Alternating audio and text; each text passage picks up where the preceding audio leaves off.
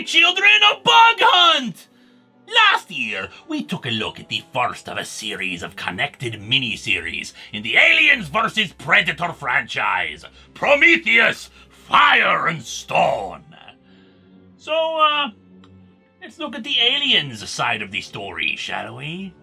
In the Prometheus section, a group of scientists arrived on L-223, the same site as the Prometheus expedition with Peter Weyland and company. There they were hunted by xenomorphs, a surviving engineer, and themselves as they turned on each other for their own unique reasons. The thing of note, though, was that they found an abandoned mining craft from the colony Hadley's Hope, aka the site of the xenomorph infestation from Aliens. One of the survivors of that incident had set up shop in a cave and was studying the black goo from the engineer's ship. So, what's the story behind that cave and the wrecked ship?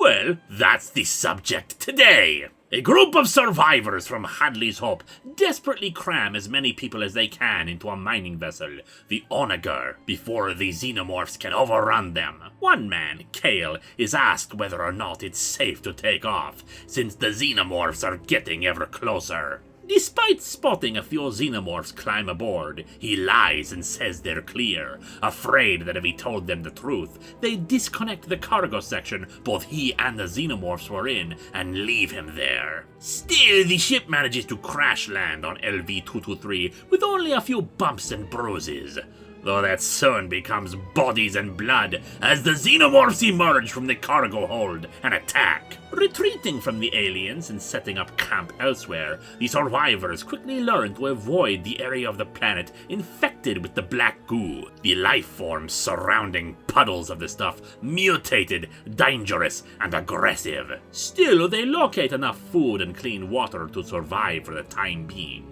Our narrator is Russell, a terraforming engineer who watches as there's a power struggle between Kale and a greenhouse supervisor named Dion.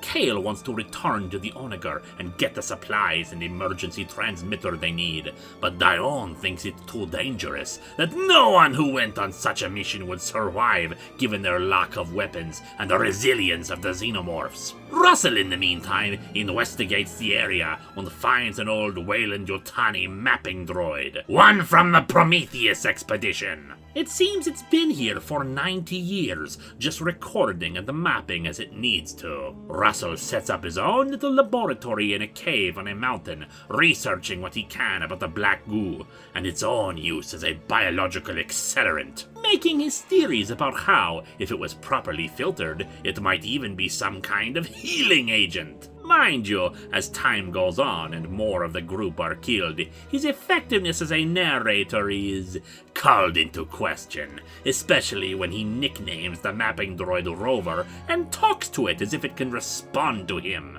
That's weird enough, but what's even weirder is what happens to some of the survivors. All are eventually killed, especially after Kale leads a doomed expedition into the Onager, now the home of a queen. But one man, Luis, ends up fused to one of the aliens thanks to an attack that leads them both into the black goo.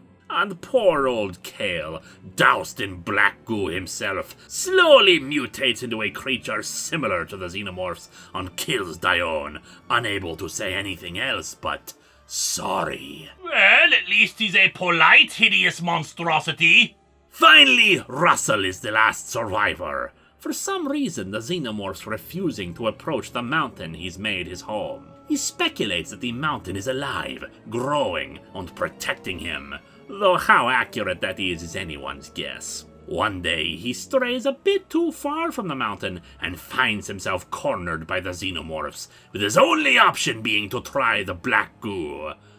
But instead, the xenomorphs empty out the red goo from his body. So in this bit of irony, it's the aliens portion of the story that served as a prequel to the Prometheus portion. But will the next portion continue the story in the future? Well, my children, eventually we'll find out.